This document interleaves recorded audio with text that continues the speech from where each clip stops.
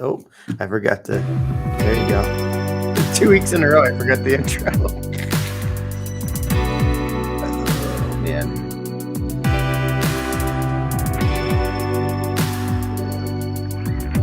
I tweaked my back right before, like, we were covering stuff because of the storm. Yeah. And I tweaked my back. I don't know what I did. It hurts so bad. I can't even breathe. Not a good sign. It sucks. Right in the right side middle of my back. Do you have a good chiropractor?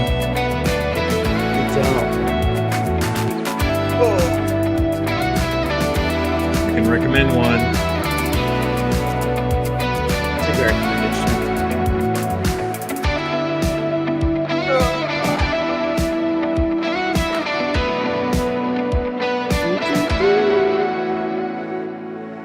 Oh man, that was fast. When you only put it for a minute, it goes by way faster than you think. All right. It does. Welcome to Real Migos number. What are we at now? Like 41 or something like that? 973. Yeah, man. Right now it is just K-Man and myself, the magic mullet. Did you cut that? Did you cut that mullet yet? It's supposed to be tomorrow, but now the inclement weather is going to cancel all my appointments. What about you? Yeah, I have 2 listings that were supposed to go live tomorrow. Are you going to do it? I think so. I mean, one of them for sure. I mean, just timeline with them, we have to get it on the market. Yeah. Just curious what it's going to be like, in an ice storm. Are we still going to get the same showings? But next week's Super Bowl, so are people going to be, looking at Super Bowl? So I think they'll look. I don't think it's. I mean, I don't know, but I'm hoping it's not like it was. But I'm thinking it's going to be tomorrow's nasty, Friday's a little nasty, and then kind of back to normal. Yeah, and then we'll have buyers out Saturday, Sunday. That's what I'm imagining. Yeah. I mean, just isn't it funny that we're in the time of year again where you pretty much you leave your weekends open and don't make plans because you're going to end up showing something like last minute. Right. Yeah. No, that's how I feel too. It's like, what is today? Wednesday, right? I guarantee you somebody calls me and it's like tomorrow and it's like, hey, by the way, we're coming into town. So let's see. We're talking about Hutto tonight. What, fellas? Yeah, Hutto. So I don't know, Brandon, if you commented or saw it, but so today's title of buyers are fleeing the, what did I call it? Can't even read it. Buyers are fleeing the buyer market, home market, something like that. There's other channels out there that continue to talk about the market crashing. They're saying buyers are fleeing. If you look at the mortgage, was it MBA, said that new applications were down 7.1% last month. So that's interesting. And then, prices are kind of getting high. Interest rates are getting high. So we're going to kind of go through and talk about that because there's quite a few people saying that, January was slower, although I saw an article in Business Journal saying it was the hottest January on record. So we'll go through that, talk about some of those things. I do want to talk about Hutto tonight because if you watched on the YouTube channel, I'm starting to do more shorts. If you like the shorts, make sure you comment on those so I know you're watching them. But so what I didn't say in the short, I wish I would have, and I don't know if you read this article, Kevin. So 2 major companies, unnamed companies, secretly met with the city of Hutto. To talk about, there's that, they call it the mega site, which is just past downtown, which just past the school. So, thoughts are maybe it was Micron, maybe, another company that's looking to move here. So you're talking about a $3 billion investment with 1,600 jobs. Now nothing's inked, but it's just like here's the thing about Hutto. If you compare it to Taylor, is that there's nothing in Taylor. Somebody's going to have to buy land, start building homes. At least Hutto's already on track. Yeah, I agree.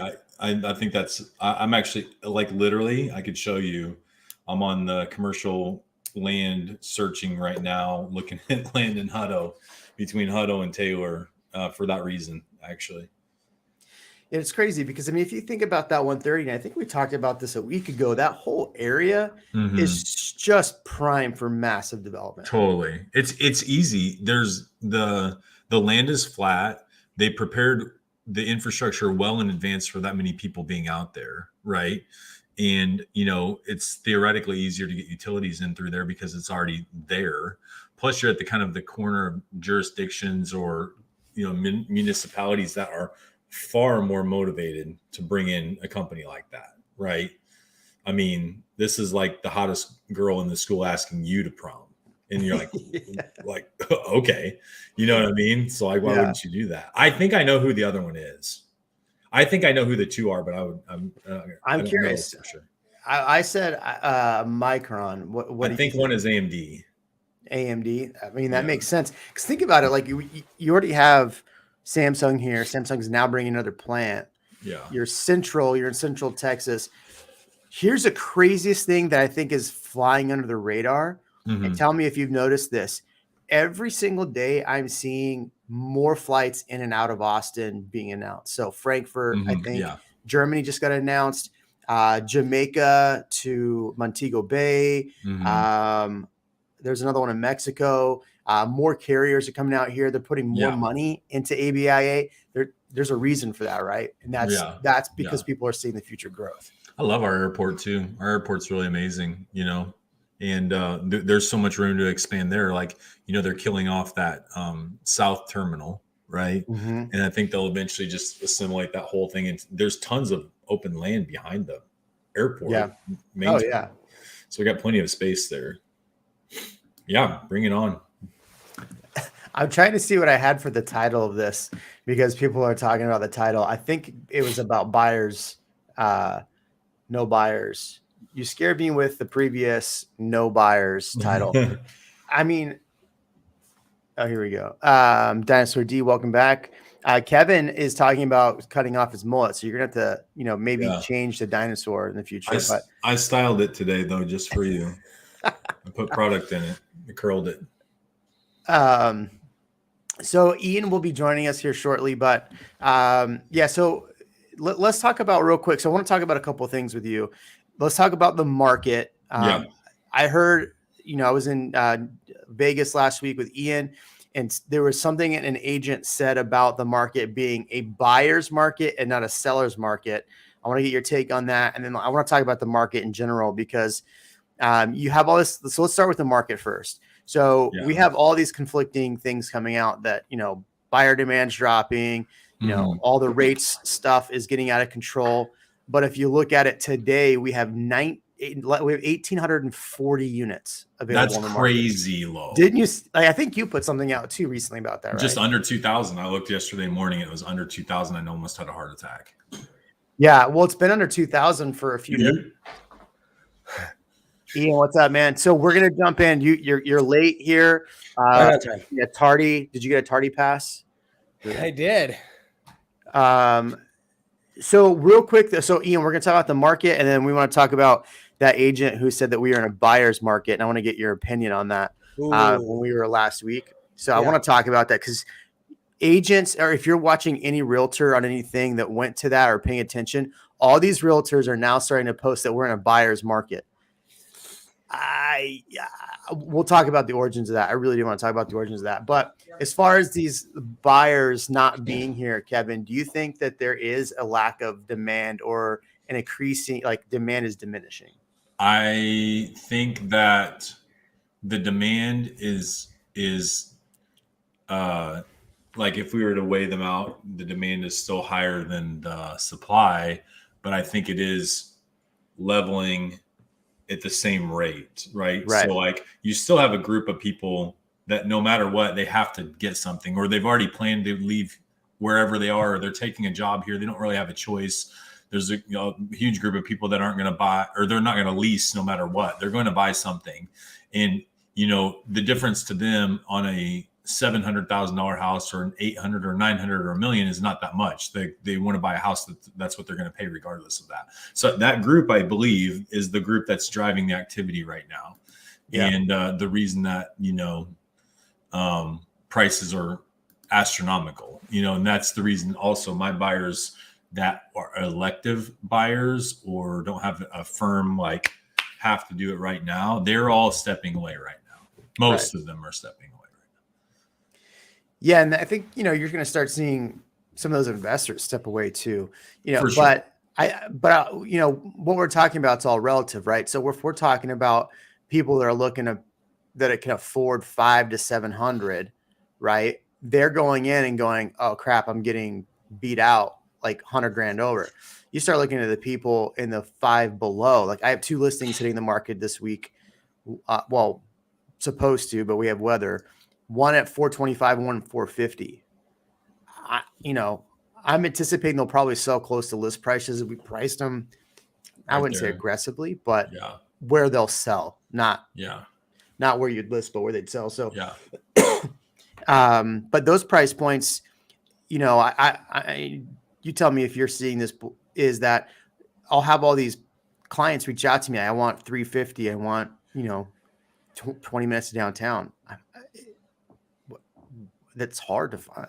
Yeah. It's impossible to find at this point. I mean, the stuff, I just kicked my camera too.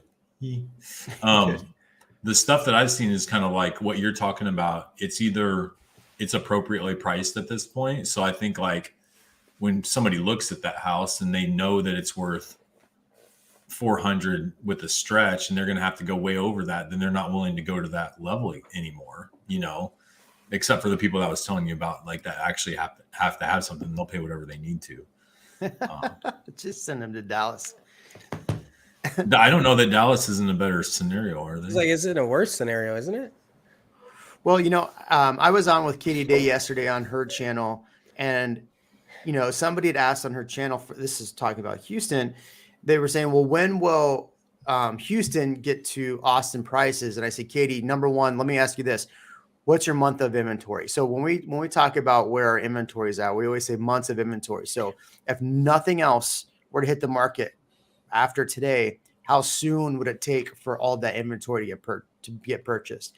In Austin, we've seen about 2 to 2.5 months, pretty much like 2016 to 2020. We saw like 2.5 months was pretty much where we were landing, 1.9 up to 3, maybe in that range.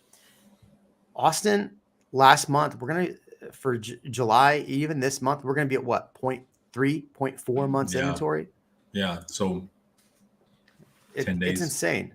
So, and my point was and Houston was at 1.5 months, but once Houston drops down to 0.5 month inventory, then Houston numbers will start skyrocketing like ours are. Yeah. But hi, Ian. What'd you say, Kevin? I said hi. Hi. The market is aggressive, but not as aggressive as Austin. I'm curious to see what aggressive means. All counties are less than 1 month inventory. So, I mean, Dallas isn't any better.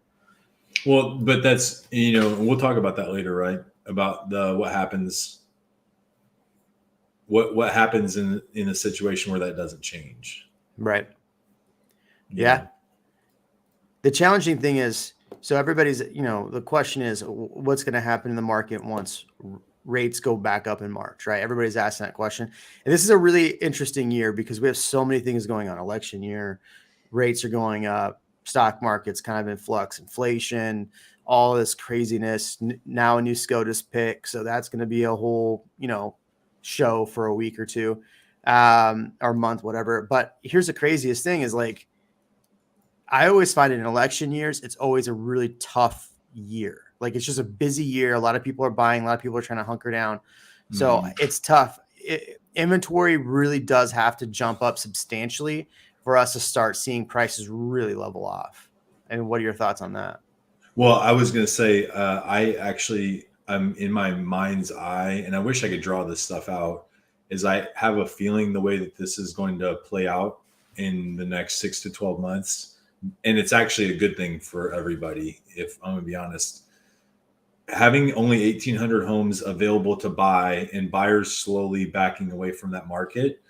So if interest rates do increase, like if there are less loans being taken out or applications being put in, if the buyers are decreasing from the market, but the sellers are also not listing their homes, then theoretically, if the interest rate does rise and it does further scare buyers away, then the buyers and sellers will hopefully slow it at the same rate over time. But it won't drastically affect the prices. If we had like 3,000 or 4,000 homes on the market right now in the same demand from the buyers as it is right now with pricing, I think that you'd see when interest rates hit, I think you'd see a drastic decrease in the prices because the sellers would start to panic and be like, oh, I need to get rid of my home now. But having low inventory and low buyers, if there are even fewer buyers, then these sellers are probably going to say they're going to hang off for a while. So you're not going to see as many homes get listed. And the ones that are listed, I'm guessing are probably going to get absorbed by the current buyer pool. So, and then, eventually that will slowly gain traction again. But it could be correct. Yeah. But I don't think it's going to be crazy price reductions because of the low inventory. No, I don't either. Here's a prime example. Sometimes I hate listening to myself talk. Here's a prime example like this here is that if you look, and I'll show you in a second, I'll pull up, I think on my Instagram, I have it. So, let's go to my Instagram first. So if you look at the chart that I had up there, oh shit, maybe not. So if you look at this chart, our inventory kind of followed this blue line, right? So very low inventory. Then we got enough inventory dropped. And this is like almost exactly what we saw. This is pricing, right? We went from 455 to 575. Now we're back up 555.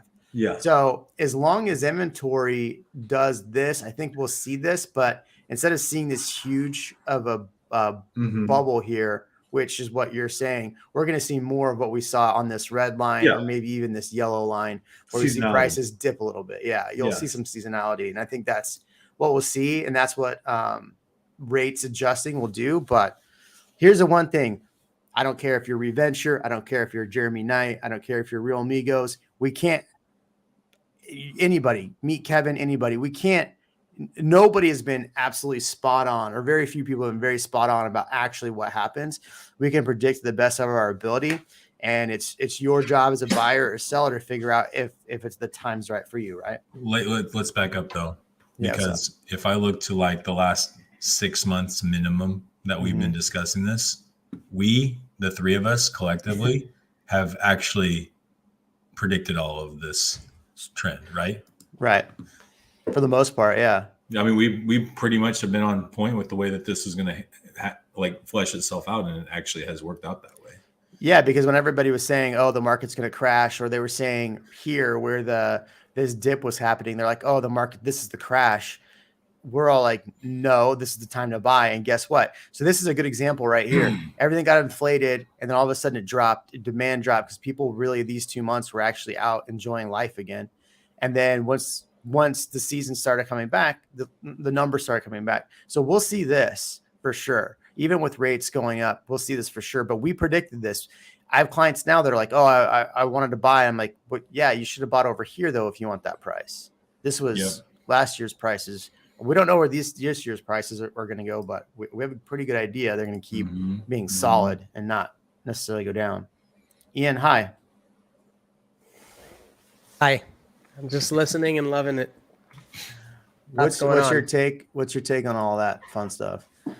Man, it's been crazy. So I think I've seen kind of an adverse reaction to the market right now where people are kind of like we had talked about the panic buying. Well, it seems to have ensued. I've got a bunch of people that are like, okay, I should probably take action. I was waiting and now I'm hearing about the interest rates and they're like, oh, we got to do it. We got to take action. So there was quite the spark. But on the other side, I actually have right now, I have 2 appraisals that aren't being met, that's kind of, that hasn't been happening a whole lot. So that's new right now. Well, that's why I talked to my clients out of like a half a dozen or more contracts in January, because the comps were just like not there. And I was like, listen, you're going to have to. Well, and because January, we saw it tapered a little bit. So you don't have the closings that support the higher prices, but now everybody's being aggressive. And it's like, I talked about it last week. I had one where I was offer out of 20 offers, I made it to number 8. Yeah. Right. And I thought I was 150,000 over. Yeah. Right. Right. I'm like, wait, what? That's why I don't know that, like, I mean, there are still bidding wars. It's just not as clear.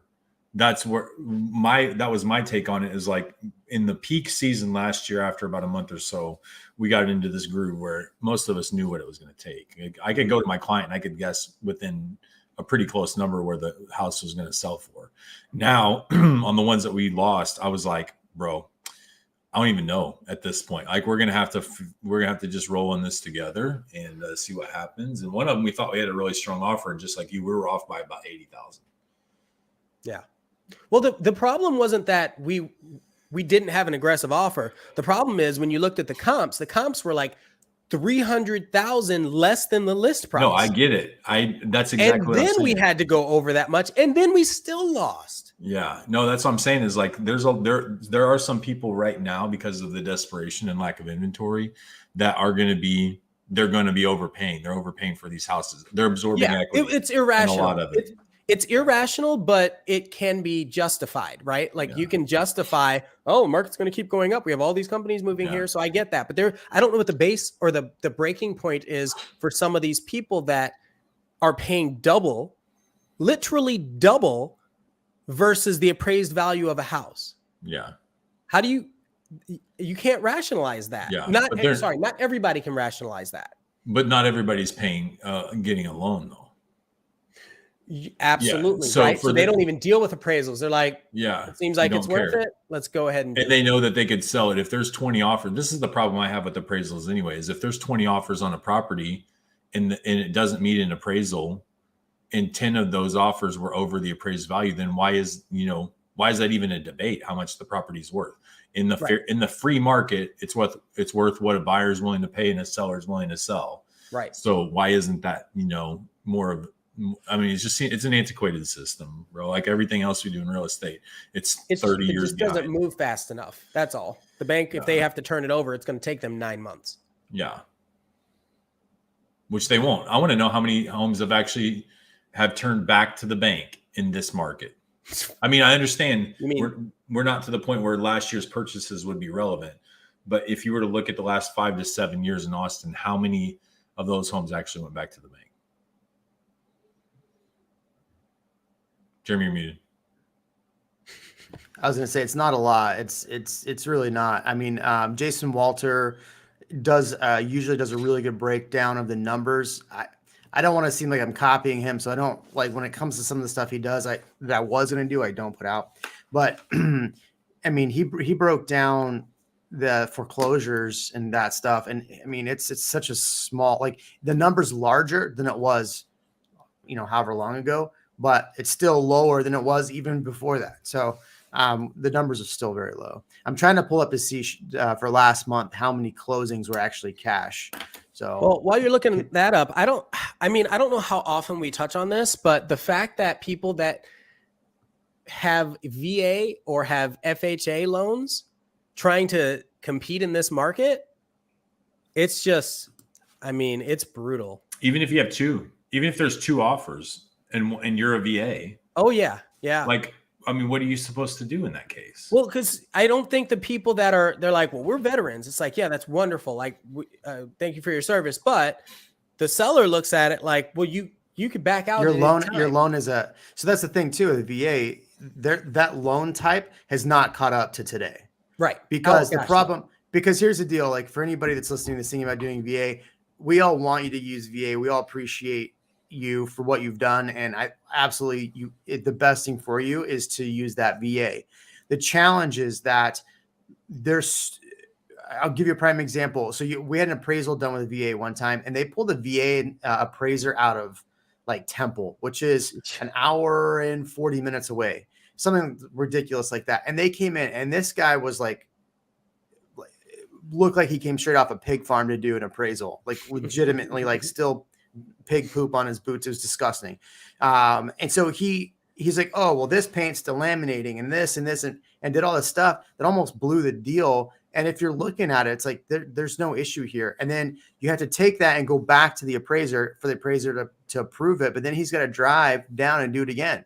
And that's another cost. So the problem with the appraisal that's a problem. And it does take longer right now because it has to go back through the VA. So there's so many more hoops to the VA. In a regular market, a 2-year ago market, a 3-year ago market, I'd been like, let's go with your VA. Let's get you. And now it's like, okay, we're going to have to jump through some hoops and you better be prepared to jump through those hoops. Yeah. Yeah.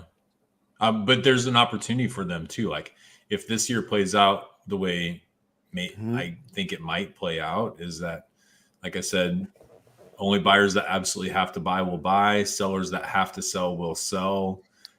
Interest rates will increase. It'll force some pressure on both sides. At some point, I think if there's a slight price correction or even a stagnation of the pricing, then you'll start seeing more sellers confident that they can list and keep value, and more buyers confident that they can come into the market. So even if there is and even if we get more inventory, let's say that there's a flood of inventory into the market, guess who's coming back? Investors, VA, and FHA buyers. 22%. They're going to bolster the rest of those lower prices, and they're going to pull them right back up to a normal market value for what's going to happen in Austin. I'm telling you, this is what's going to happen. So, no, I agree with you. 22%, going back to how many people are buying cash, 22% in January paid cash. It's a good amount. That's a good amount. I don't know what's normal, but that seems pretty good. Yeah, it's pretty good. Can I answer Brandon's question? Brandon Galloway. Yeah, I apologize. I was looking that up and not looking at the comments. Good. So Brandon asks if appraisals are ever an issue with new construction. The answer is yes. Yep. It depends on the builder, right? So some of the builders don't share any of their information with the appraiser, and some do. Some don't put it on the MLS, and some do. And so I've had missed appraisals with certain builders to the tune of $50,000. And the buyer had to bring it to had to bring the cash to the table. But a lot of the time, especially when you have your big box builders like your Lennar or your DR Horton, they don't care. They'll tell the appraiser. They're like, yeah, we just closed on this, and they know it's going to work.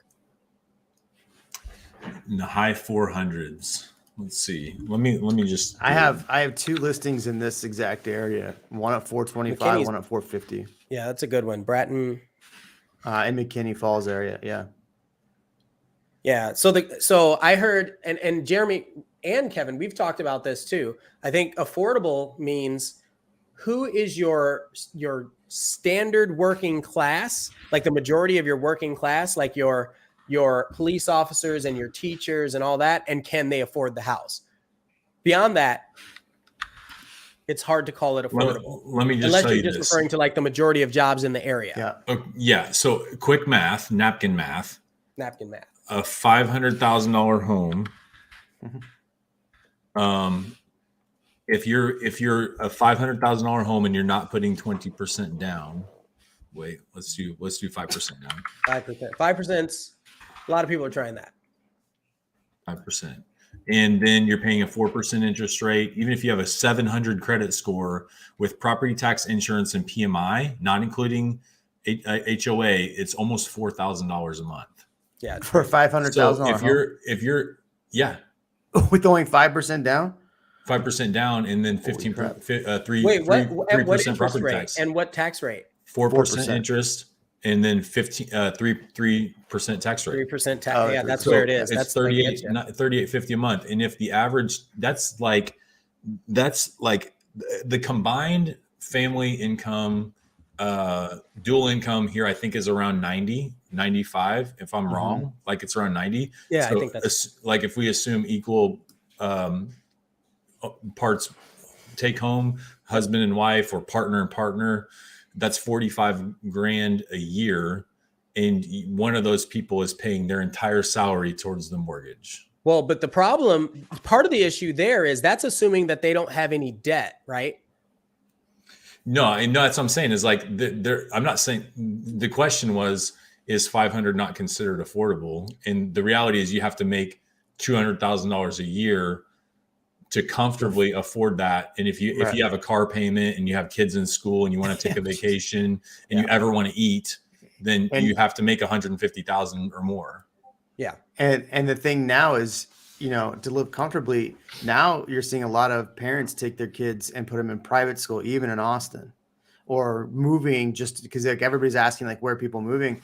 I've had parents that have sold their homes and moved to other areas close to Austin to get out of school district. So I mean, it's crazy towns out there in the world of Austin sometimes. Anyway, Well, go ahead. Well, that's why the rental market's still going to be very strong, right? Because so strong. you can rent that same house in that same market for less than 3,000.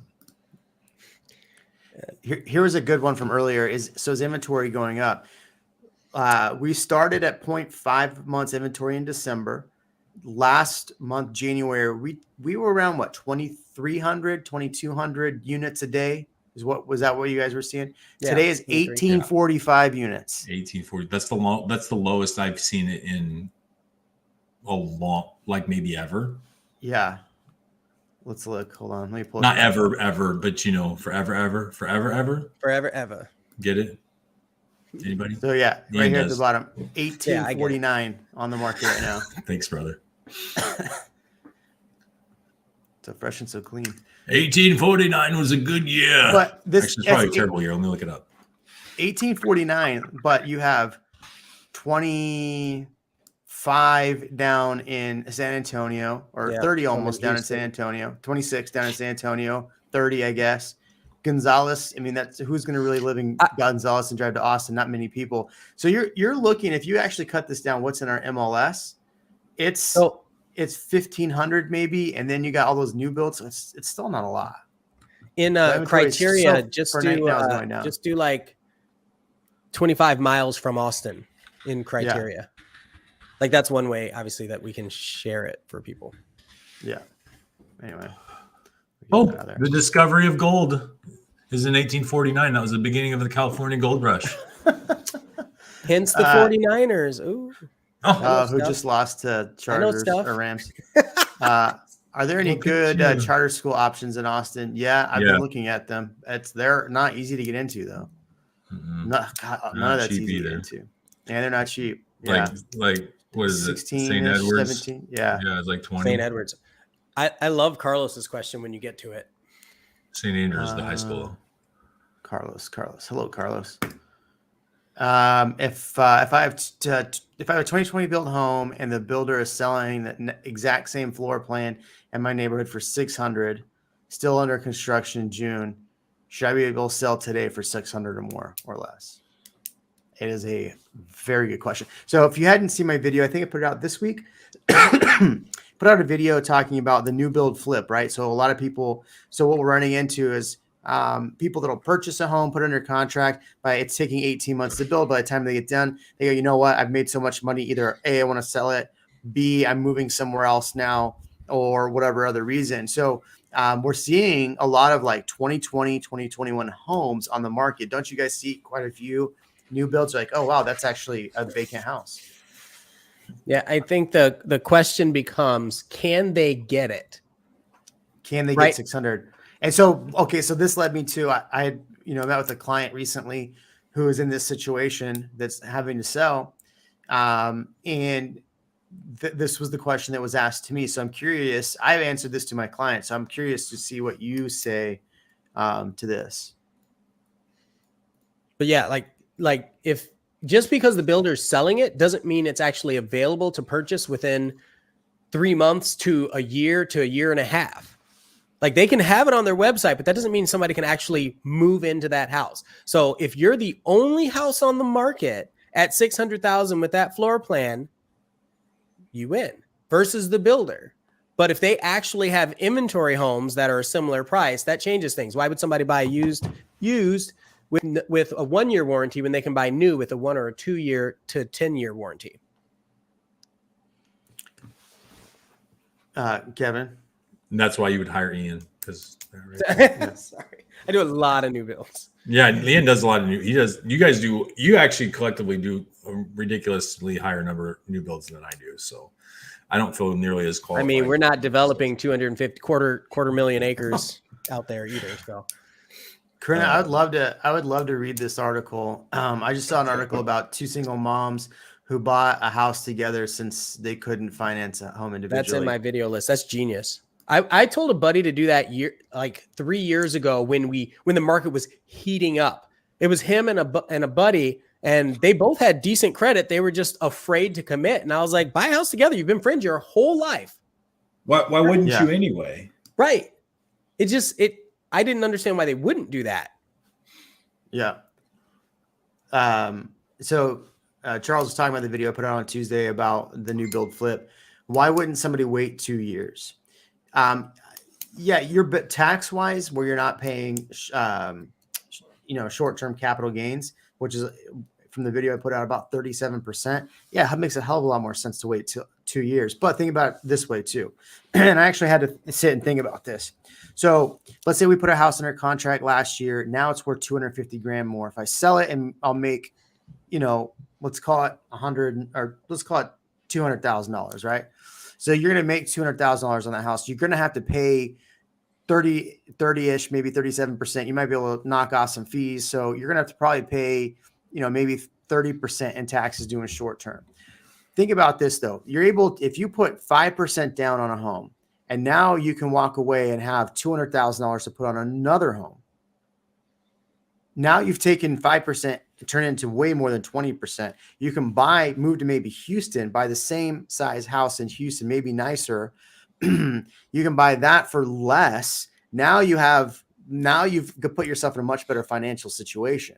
So it doesn't make sense all the time, but there are situations where it may make sense. I've had multiple clients do that exact thing, but it, like you said, it only made sense based on schools, affordability, family. Like that was the reason why they did that. But otherwise, I mean, you're paying a substantial amount in taxes to be able to do that. And someone said 1031 exchange. Well, the problem with that is you have to make sure that you can make it happen quick enough. Well, if you can't guarantee that you're going to get it in 30 days, you can't buy it as no. It's not. You're correct, but you're not correct. You can't do a 1031 because you're buying it as a primary residence. If you bought it and closed as an investment property, then yes, you can do that. I mean, you can refi. You can. Yeah.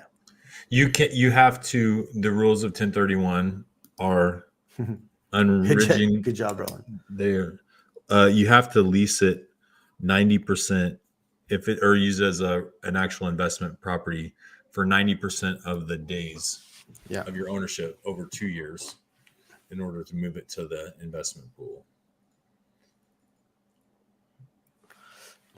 Yeah. So it makes sense, but it doesn't make sense. What was other topics were we going to go? I've missed so many comments. I feel like though. Talk about the comments. Yeah. What are your thoughts on new build, single family detached condo? Yes. What are the pros and cons in terms? Pros is you can afford one. I think this guy DM'd me the other day. I have a feeling. Michael, did you DM me the other day? I swear I just saw this in my DMs. The con, it's not a regular house. I'm both buying and selling a single family detached condo right now. No, both happen to be in Gerald, and it's been fine. Yeah. Easy answer. The reality is you're not even it's going to be a luxury for anyone to buy a detached single family home at some point. I think the question is, if you're comparing it, what are you comparing it to? Like a condo with shared walls, a duplex, right? Like it's still an upgrade for somebody living in an apartment. The only real difference is that you just can't further develop your parcel. It's basically at its final resting state. It will always and forever likely be exactly what it is for you. If you bought a single family residence, even if it's in a subdivision somewhere, theoretically speaking, if eternity is the timeline, at some point there's a higher and better use for that land, and you as the landowner can tear your house down and do something else. That's the difference. Right. Charles said, I recently closed on my house in September of last year, and they told me, and I heard that there were stipulations. If you're trying to sell it, I think within a year, you can get in trouble. So some builders are writing things into contracts like that, but I mean, it's more of a tax thing than anything. I mean, you could rent it out depending on, your situation, and I would check with your lender, I'd check with your CPA, but there's situations where you can live in it for a year, rent it out for 20 years, come back and live in it another year, and you've still lived in the house 2 years to avoid the taxes. It's 2 of the previous 5 years. To the previous, yeah. And okay, yeah. That's why I just said make sure to talking... talk to your CPA. I'm not a CPA, but yeah. Talk to your CPA first. What are you going to say, Ian? I was going to say, are we sure that they're talking about an actual new construction or just buying a house? Because it said they closed on their house in September. Charles bought a new house, a new build. I remember. Okay. Here's building in Bar W, I think. So let me ask you this question then. So, Jaden, this is for you. Mark this.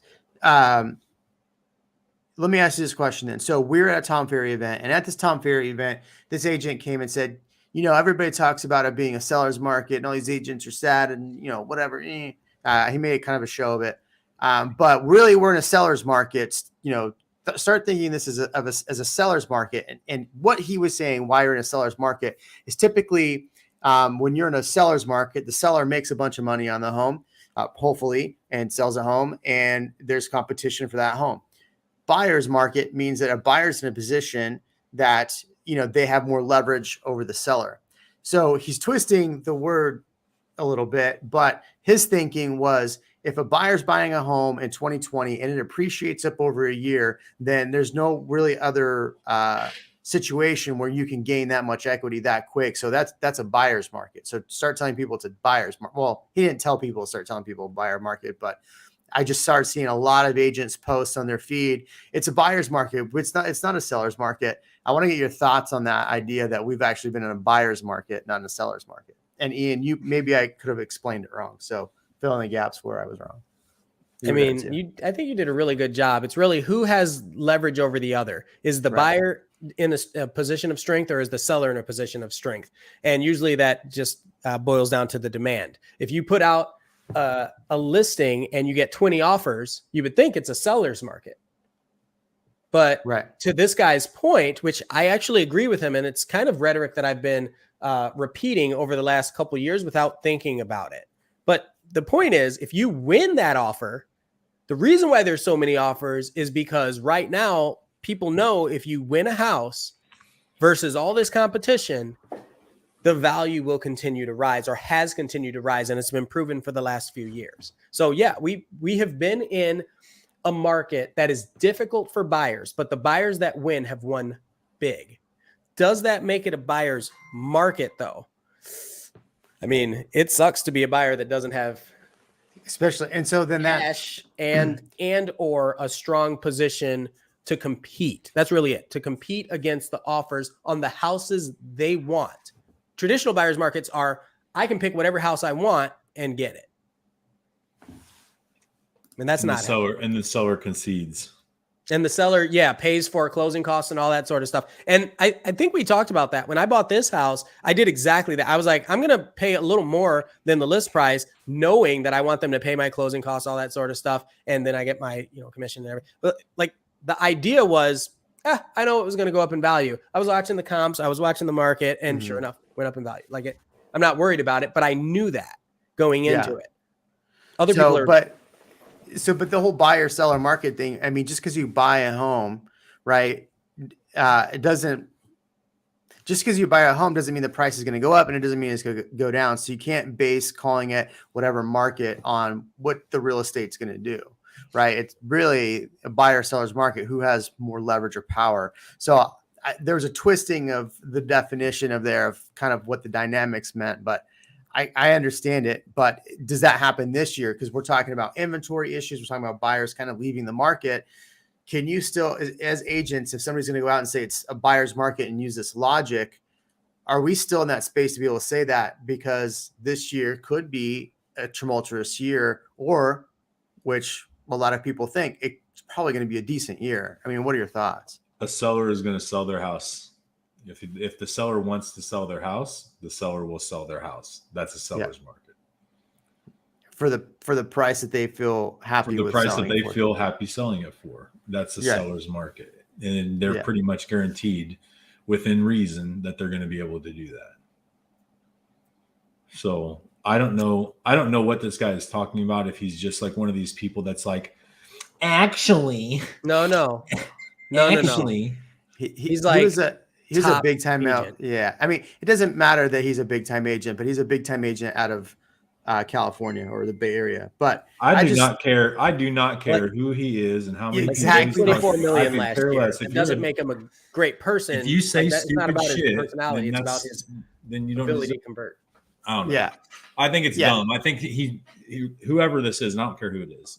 And it's not a personal attack. It's just a dumb thing to say.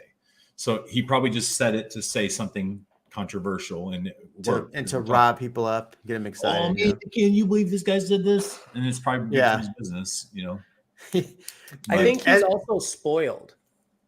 He's spoiled in a market where it's been like this for 20 years, right? Because he was in LA, right? Well, not I wouldn't say 20 years. 08 was the financial crisis. Okay, but when did LA start skyrocketing? Their prices start skyrocketing.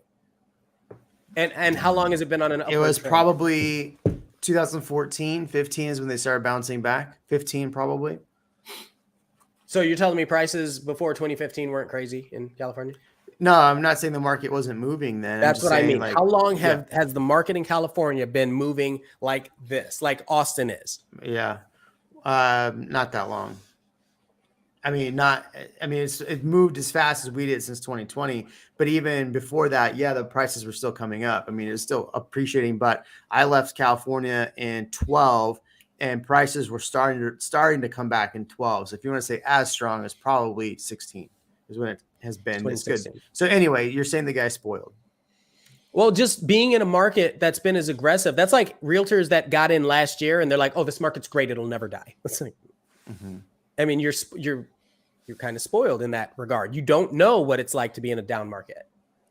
Yeah. So are we in a buyer's market or are we in a seller's market? I'm still of the mindset that we are. I mean, if you're depending on how you're going to define the logic, we're still in a seller's market. I think you're in the opportunity as a buyer. You're more of it should be an investor's market, not necessarily a buyer's market, right? Because you're buying it as an investment, whether you're buying it as an investment or buying it to live in it, it's an investment in your future, right? So either way, it's an investment time. Well, it's just like, I start these NFTs on my free time, which is not much, but I do get up at 3:00 in the morning now, apparently, because my body says, let's do this. But within a group of things where you generalize a price, there's always variation in the price based on the characteristics of whatever's in that group, right? So like if you have 100 things that are generally the same, like houses are a very specific example. Generalizing a house is not even remotely accurate because you have neighborhood features, age, condition, style, blah, blah, blah, all these other things. So it is asinine to assume that your specific investment is going to do anything after you buy it. You don't know. Like you could buy a house, you could justifiably, and I know I may potentially be contradicting myself sometimes, but theoretically, using that same argument, if you bought a house for $1 million, you can't guarantee that you can turn right around tomorrow and sell it for $1 million. There's no way to guarantee. You generally think that you can, but same thing as you a car, can't guarantee it's going to be worth $1.2 million next year. We can reasonably assume that it probably is based on trends, but you can't guarantee it at all. I mean, I think that's the logic he's saying, right? Yeah. I think you run it. Basically what you and I are saying is you start running in a sticky situation when you make the definition that way.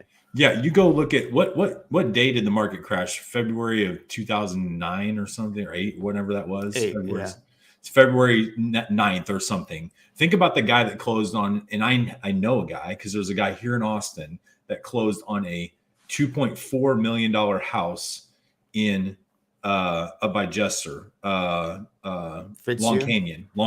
Yeah. Off of 2222. $2.4 million house. Jester Canyon. Yeah.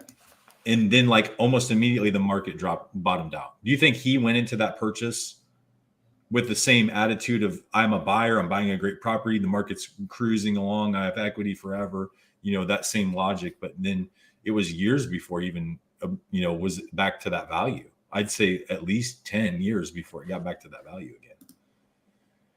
So what would that house be worth today? 3.6. That's a good question. I haven't looked at Long Canyon because like I think I originally heard it from you. It was you don't lose anything until you sell.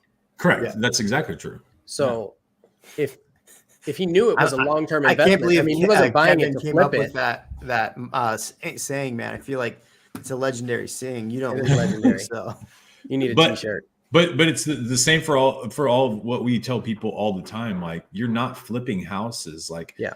stop looking at this in a microcosm of what it does month to month. Yeah. And look at yourself 10 years or 20 years. Look back 10 years from now. I had people 8 years ago telling me, I don't want to buy because I feel like it's the top of the market. I'm like, Sarate, my Damien. yeah. Oh my God. Good for you. Yeah. See, this is where it gets interesting. She says Yeah. middle class, but that goes back to what you were talking about earlier. What is Yeah. what even is? What does that middle mean? class? Yeah. What does that mean? In Austin, specifically in Austin, yeah. what does that mean? So I'm trying to get through all these comments. I appreciate everybody dropping comments. Keep them coming. I will get through them. I just felt this was a good conversation. What are your thoughts for the middle class who cannot afford to buy in this crazy market?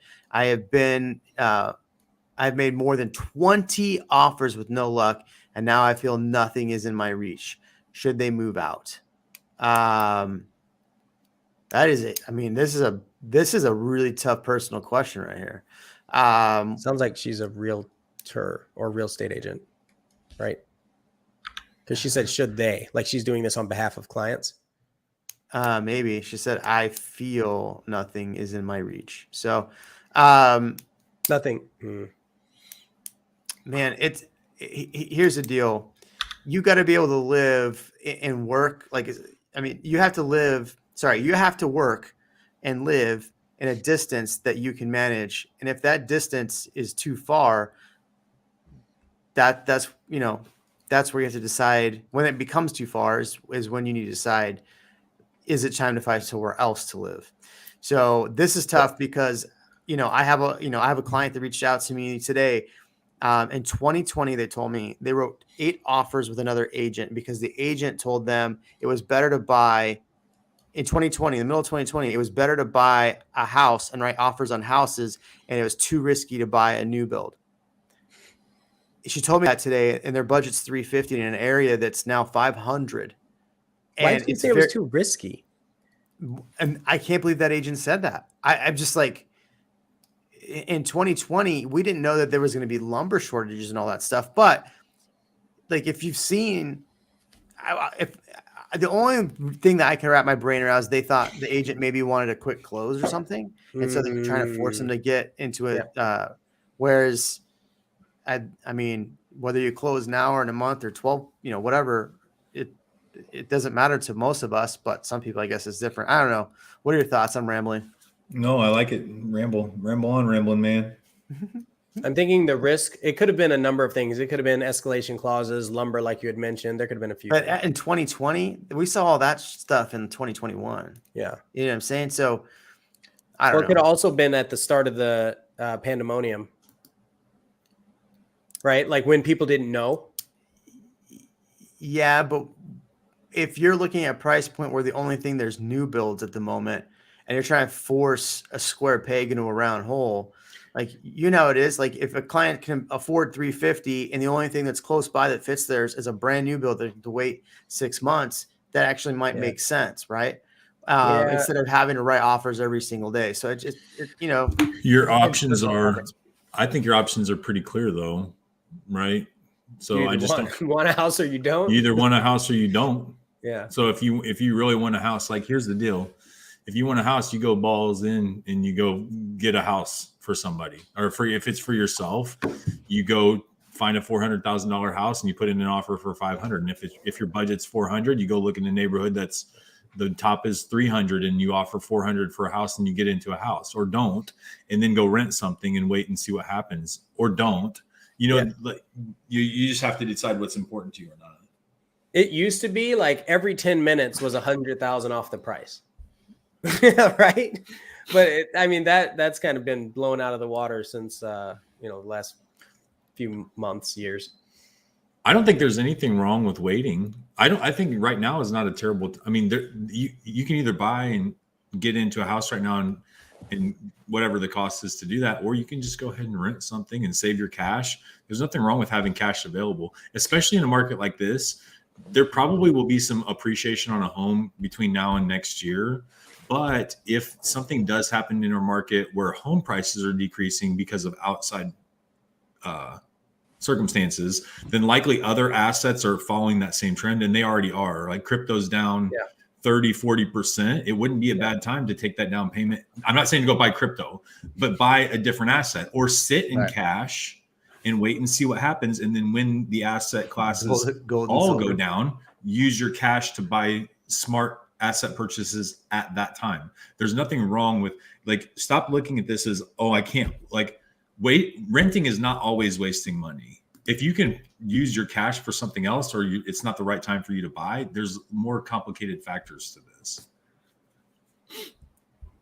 Yeah, it's just, I think what happens is people look at, they're spending, $2,000 a month in rent, and to get a mortgage, it could be $3,000 a month. And it's like, if they could stretch that. Again, I agree with you 100% that if you can grow that extra $1,000, then it might be worth it.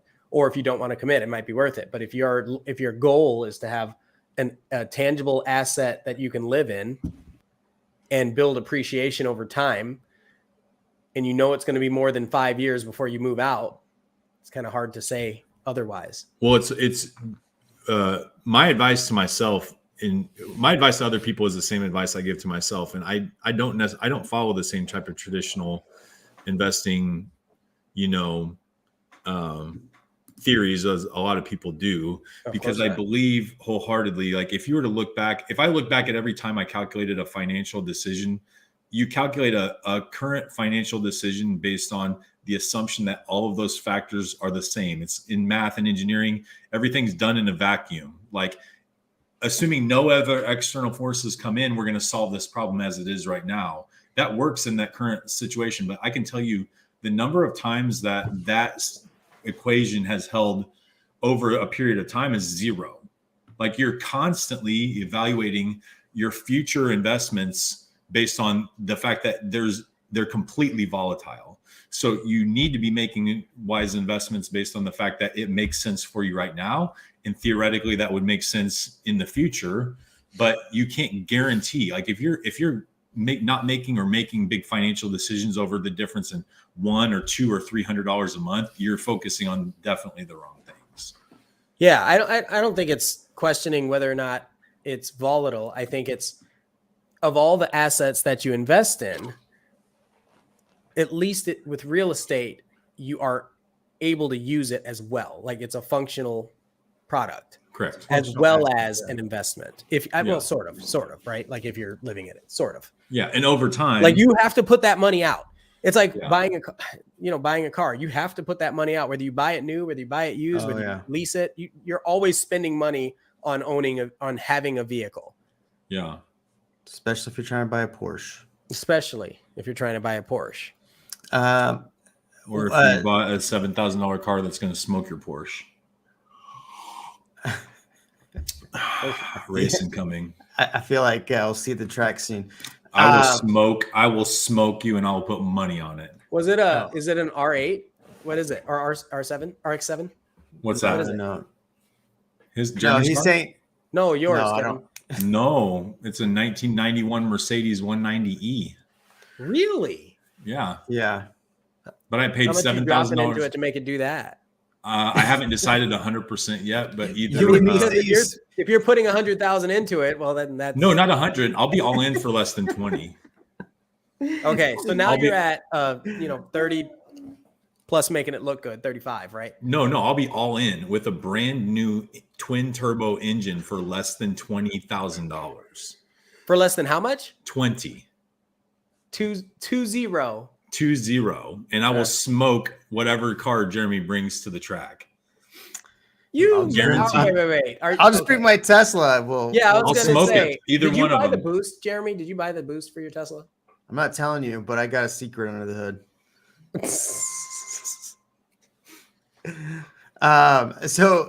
Big Moose says we never talk about Buda. Why don't we ever talk about Buda? I mean, if there's something going on in Buda, we would talk about it. Right. I think it's like, what have you heard about Buda? Cricket. I heard nothing. I heard they opened a new Sunfield. coffee shop. That's what you've heard about Buda. Well, they're the only ones building in there. That's the problem. I mean, Yeah. there, and then on the west side, you have Carpenter Hill. You have 2 spots building. That's it. There's nothing else to buy in Buda. So, but Buda, I mean, that area where the Cabela's is, there's a ton of new like shopping and stuff like that. So there's a lot going in there, but you don't ever hear anything about Buda. I think Buda is underrated, but the problem is like there's not that many like, I don't know. You say new shopping, it's all chains that have come from somewhere else. Like there's nothing really exciting. I would say to bite your tongue because Hat Creek is in there and Hat Creek's local. Hat Creek is also in Round Rock. It's in Georgetown. It's in Austin. It's everywhere. It's another chain. It's not special.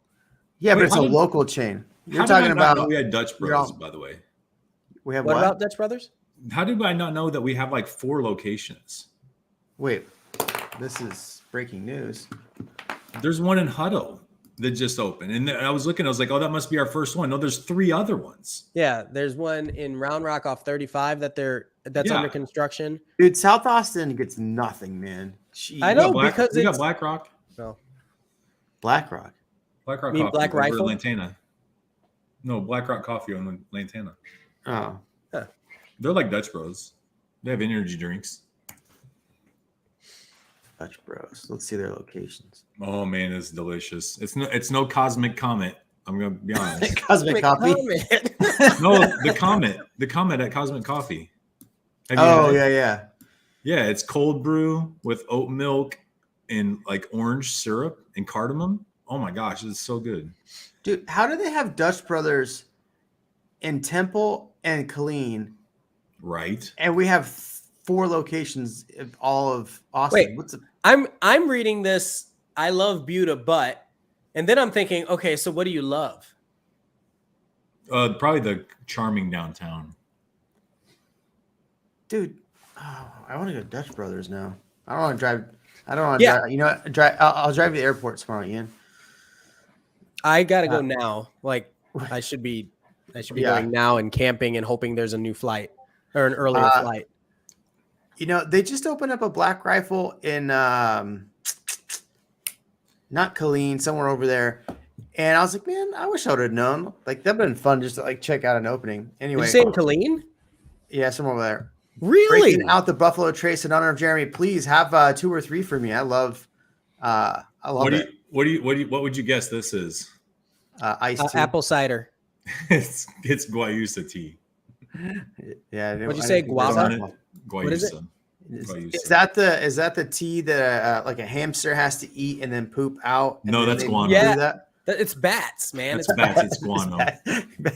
A lot of construction going on I-35. I saw this comment earlier. Sorry. A lot of construction. John had said a question about South. There's a new neighborhood coming out there by the 45 called Mirador. That would be a good one. It's going to be it probably won't start building out for another year, but a lot of construction going around I-35, Austin, Kyle, Buda. Would you expect a domain to serve people in that area in the future as well? Yeah, there's a bunch. When are they building Velocity? Do you know? I haven't checked the dates in a while, but I thought it was like summer 2022. 71 and 130. But anytime they have those dates, they're just talking commercial first or something, right? Can I just say what a dumb name for a shopping area? Velocity? Because it Velocity. matches the credit union? Is that why? No, because they're doing it. I think they're doing it because it's over by the racetrack, but velocity is not even the right word. Velocity is... Well, sorry. Hold on. I mean, it could also be the thought of the Veloway. The Veloway is down there. It's down there, but it's further west. But that's a place that people frequent, right? The Veloway, Velocity. Velocity is speed in a given direction. You meant the Veloway and you said Velocity, and we've had this whole conversation about 2 separate things. What? Well, you were talking about the Veloway. Yeah. What about it? I was just saying maybe they're trying to like play on some play on words, right? I don't know. It's alliteration, man. VVV. Words. So they are building what did they call that? And Kyle, what did they call it? Soto Sopa. Sorry, it's a South Park joke.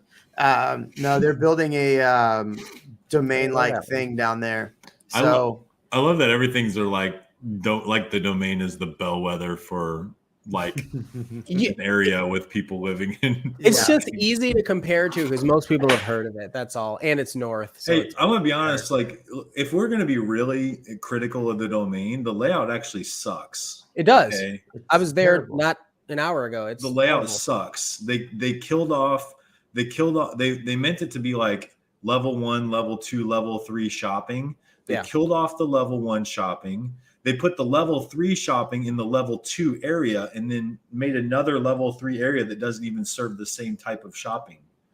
It was dumb.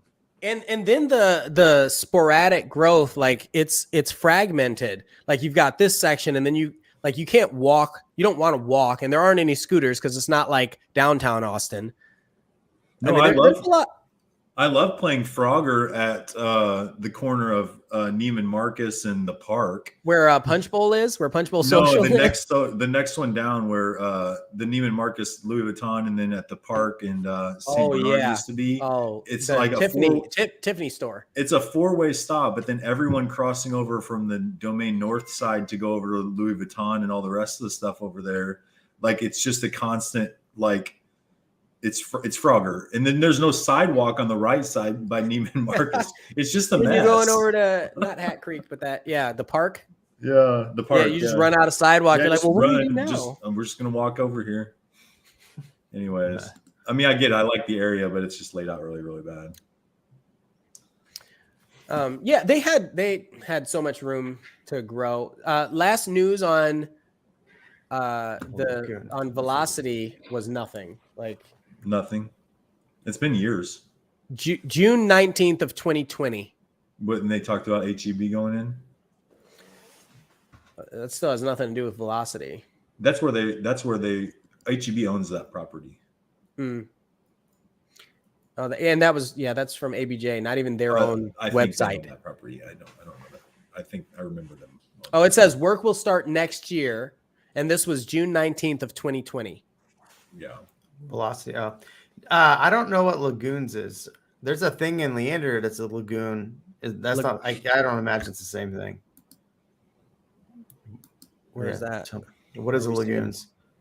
Yeah, Leander Springs Lagoon. I think La Cima is a great investment. It's called Leander Springs. Anyway. I think anything even remotely close to Austin that you can afford is a great investment right now. Let's be honest. If you can get something, get it. Well. Did you see the map that Key Title put out? I put it on my Instagram, but like the areas that appreciated the most, you have Central was like blue, and then everything was just like bright red around it. Yeah, right. Yeah. So like 04 downtown, 03, that area was all like blue. Yeah. And then everything else was like bright red and exploded last year. Cool. What else is going on? I mean, I ran out of topics. Fact that I've been up for like a long time. Yeah. How long? Hold on. How long have you been up? Since 3. Okay. Well, when Jeremy and I got back from Vegas, when was that? Thursday? Oh, that was Friday. Awful. I don't know what you were Friday. thinking. I couldn't sleep for fear of missing my flight. And then as soon as I landed, I had to leave to go to that Container City thing that I spent the weekend at. So I was up 41 hours before I finally decided to go to bed. How did you even manage? Because I'm a man. Can I say that? He's a monster. Are you allowed to? No, is that you just got PC canceled in 2022? No. Yeah, you got canceled for saying you're a man. Sorry. Look what I did too. You saw me hesitate. I was like, "Can I say that?" I trimmed my beard and I cut it. I actually look. How did you do that? From biking? From mountain biking. Yeah, it was a power slide. It was epic. He jumped off of his bike in the metaverse. He was trying to ride his bike into the pool and hit the side, right? That's how it happened. Man, Spider Mountain. Estancia. Is there anything to buy in there? Yes. The answer is yes. Absolutely yes. I've sold several in there. So somebody was talking about Liberty Hill earlier. like saying prices are going up. Yes, prices are going up in Yeah, Liberty like Hill. that's not a surprise. It's going to keep going. I think it's more like Liberty Hill. That's so far out there. I think that was more the way the comment should read, right? Yeah. It's But hey, it's Liberty pretty Hill is far going to out. be blown up now that It they have is. an HEB. They'll. It's a pretty far drive from Austin. It's though. forever. Yeah. Leander Lagoon. Yeah, that's what I thought. Do you know who the Springs developer is? I'm looking at it right now. I'm looking for it. Oh, there it is. Dig Scars. Yeah, they Do do. they? I didn't get the domain development until 7 months into living in Austin. Now I totally get it. It's where Californians go. They feel homesick. I wouldn't think so. Also, the only Pete's Coffee location. Oh, that might be something to check out. I gotta go. Like, I guess I go to Summer Moon or down over to Cosmic or at home. I don't go anywhere else. I need to venture out and like get some more coffee. Let's go on a Dutch Bros run. Heck Go, yeah. dude. I told you my trick, right? Freaking South Dallas. You just go to coffee and then you say places I've never been Mhm. on Google Maps, and you will never run out of stuff to do in Austin. I'm not worried about running out of things. I'm worried about being really caffeine deprived and going to some place and it sucks. Oh yeah. I mean, you still get your caffeine, but then you know. I don't. And then you though. can tell other people, don't go there. Don't go to Taco Cabana. If it's bad enough, I throw it Don't away. go to Taco Cabana. Oh my I gosh! hate Why didn't you Taco tell me that? Cabana. That was the first place I ever ate in Austin. I was so. And how do you feel now? Like today? Oh, it's disgusting. Like I'm so mad. I actually may not have moved here. I know. That place, how is it even in business? The only I reason I know, think they're in you know business is why? because they sell margaritas. They sell you, That's- yeah, the market. that- They sell you on. We make our tortillas fresh. I do really debate that. I mean, that's Yeah. that's what they sell you on. those They are get you some in the door. those are some pretty thick. clickbait. Yeah. I did have a pickle margarita there. That was pretty good. Eileen's dad told me one time, he calls me and he's like, "Oh, I'm sitting here drinking margaritas at Taco Cabana." I'm like, "What?" He's like, "Yeah, these are the best margaritas I've ever had." I'm like, "What?" That's the craziest thing I've ever heard. Yeah. Too much sugar. They give you the little shooter. Ooh, Oh, Velvet those- Taco. Is there a Velvet Taco around? There's a Velvet Taco everywhere. What are we talking about? Yeah, there's one in the Domain and one downtown. There's one in the Domain, right next to Kung Fu Saloon. They have really good margaritas too, frozen ones. Man, I was gonna try not to drink in February. Here it is, 3 days in. You guys are already getting Just don't drink. want to drink. Taco Have some Cabana barista. is yeah. Are you okay? Taco Cabana is awesome when you're Ooh. unemployed. Veracruz, that's my spot. Veracruz, That's my that jam. is- I I don't know, man. I'd rather eat ramen. Have you been to Ramen Ramen Tatsuya's new place, the ramen, the Hawaiian barbecue place? I can't Oh, get no. in there Why? because every time I try to make a reservation, they're booked. Reservation? Go stand in Yeah. line. Oh, Ian, no sir. Oh, child. I'm about to go do that at the airport. I'm going to stand in front of American I'm not- Airlines like, you're going to let me in as soon as there's There's a free no spot. there's no food in this. I'm like world half the that I size feel of like is most worth people. Let me waiting in. in lines for. Del Taco. Somebody said Del Taco. That place sucks. Oh, We went from real estate to talking about food. Somebody's hungry on here. I'm hungry. I haven't eaten all day. I'm hungry Yeah, right that's what it is. now. All right, Wrap this up. we're going to cut it there. Ian's going to go eat. Everyone, thank you so much for joining us. Make sure you subscribe if you haven't. Share this with a friend. We'll catch you in the next live stream. Boom. Later. Bye.